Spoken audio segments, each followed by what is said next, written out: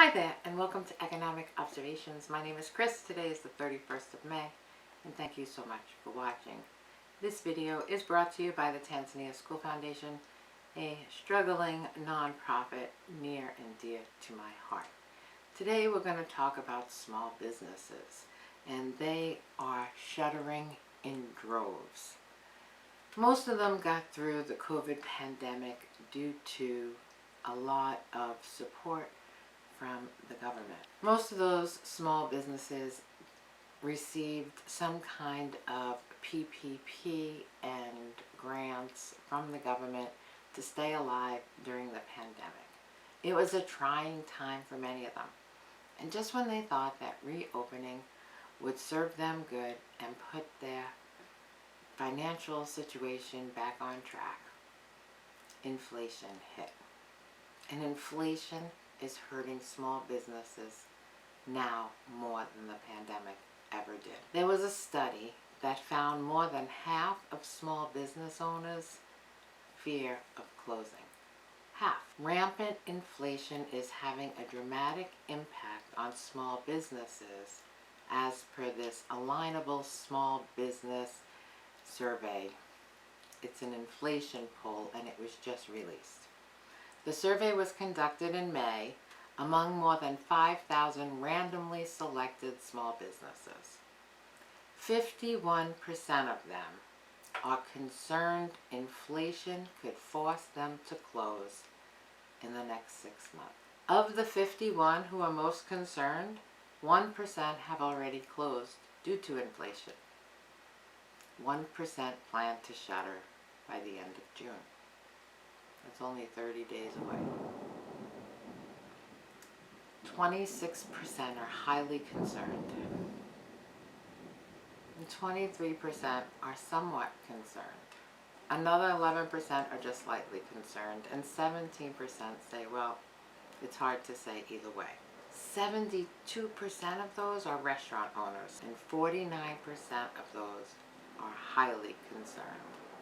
Restaurants have been hit really hard with rising prices of eggs, flour, sugar, and just about everything else. States with the most worried small businesses include Maryland. 58% of small businesses that were surveyed in Maryland are concerned. 57% in Connecticut and Tennessee. Colorado, 54%. Massachusetts, 54%. And Washington State, 54%. So where is this country going to be without small businesses? A lot of big companies are shutting their doors as well. And small businesses need those bigger stores to attract people in the area. So it is the trickle-down effect. And when big companies close, there are a lot more layoffs. Amazon is looking to reduce its warehouse space. They grew too fast. Everything seemed to have grown when money was cheap. And now that money's not so cheap and people are tightening their belts, well, Amazon is looking to reduce warehouse space. And what happens when they do that? Well, layoffs are bound to follow. Back to the poll. The results show economic factors of magnifying concerns. Only 37% of those businesses surveyed have 1 month or less of cash reserve. 44% are earning 50% less than their pre-COVID revenue. 49% say their costs have increased by more than 25% or only able to pass 16% of those higher costs onto their customers. So they're eating 9% of it. Rent has spiked for 52% of those polled, up 6% from April. 60% of those businesses surveyed said inflation is worse than COVID. Now I'm going to talk to you about something that's much more personal to me. And I know what it's like to run a small business because I run the Tanzania School Foundation. And not only do we run the Tanzania School Foundation, we support Father Christmas Academy in Tanzania. Tanzania School Foundation gets very little in donation support. So we go out and we sell Tanzanian art all throughout New England. And we set up our little 10 by 10 tents and we sell art. And not only does this help support education in Tanzania at Father Christmas Academy, but it also supports the artists and the women who make all of the things that we sell. We do okay selling things, but when you sell things, you have to constantly buy new stuff. So, and you have to pay rent to be at these places, even if it's for a day. So when you go to an arts market or a craft fair or anything, if it's in a good location in a city, you have to know that those people in those tents have paid upwards of $125 and up to $300 to be there to set up for the day. All right, so that's a small business for you. It's not easy, and you have to have some drive and get up and groove. That's just the way it is. We're doing okay here when it comes to sustaining our small business in the United States. On the flip side, Father Christmas Academy in Tanzania is failing miserably.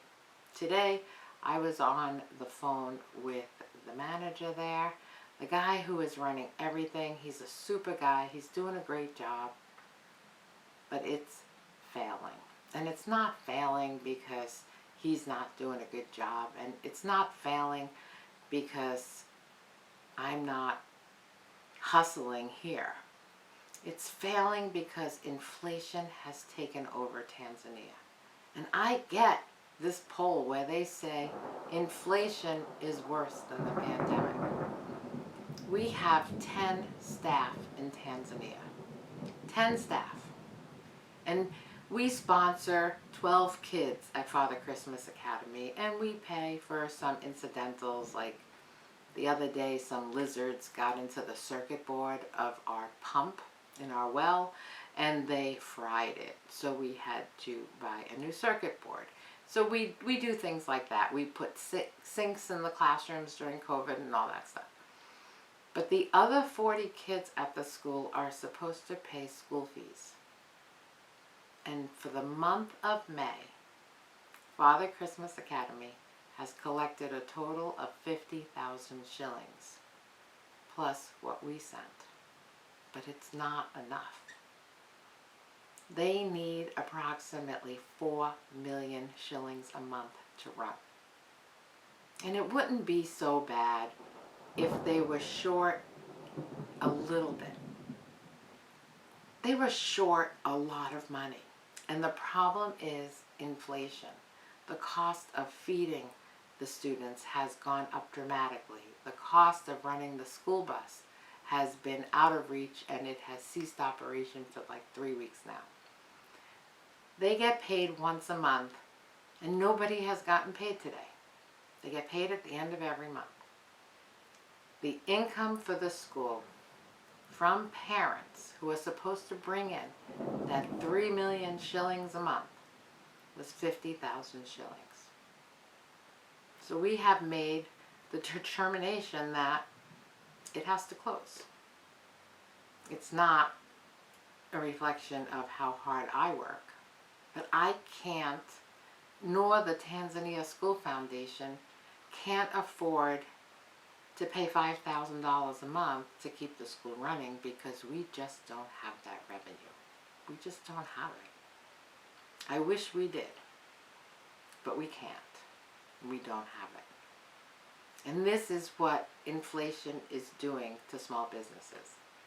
Now, personally, I don't tell this to many people, but the Tanzania School Foundation owes me $26,000. I have given a loan to the Tanzania School Foundation since January, $26,000.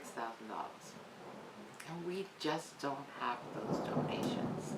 And I wish that the school didn't cost that much to run. It's not even the school. It's the government.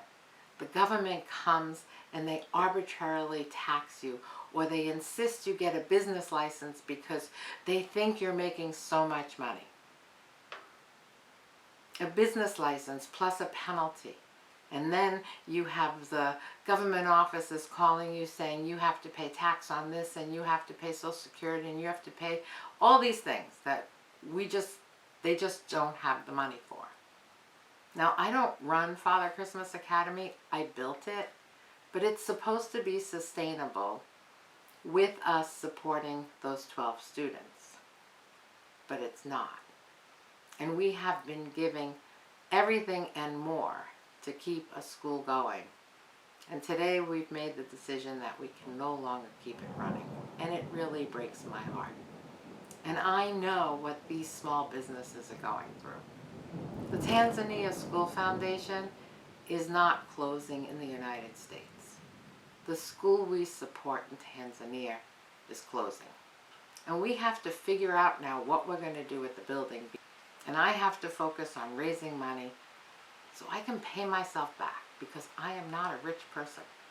And God knows YouTube only pays me about $13 a month, and they don't pay you out until you make $100. So I have another few more months before I get a check from YouTube. But inflation is real. And I know what these people are going through. It's painful. We're going to do the best we can, and maybe we'll take some of those sponsored students and send them to another school. But it makes no sense to take 12 kids and pay $60,000 a year to educate 12 kids, because that's what it's been costing me. I haven't earned a penny from the Tanzania School Foundation since pre-COVID. So we are talking a long time. All of the money raised goes back to Tanzania.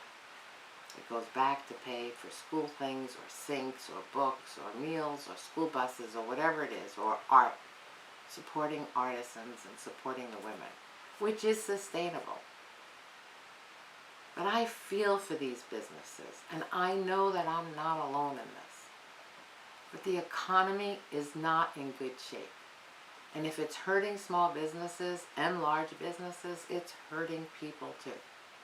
But it's hurting people so much more in other parts of the world. I don't know when this is going to end, but it will end. Things are not going to stay elevated forever. Everything is a cycle. And right now, they can raise interest rates until the cows come home. But it's not going to affect prices of gasoline or food or a lot of other things that people are struggling with right now. Energy. It might bring down the prices of houses and the stock market and cryptos and cars. But not everyone is in the market for those things. But it's affecting everybody.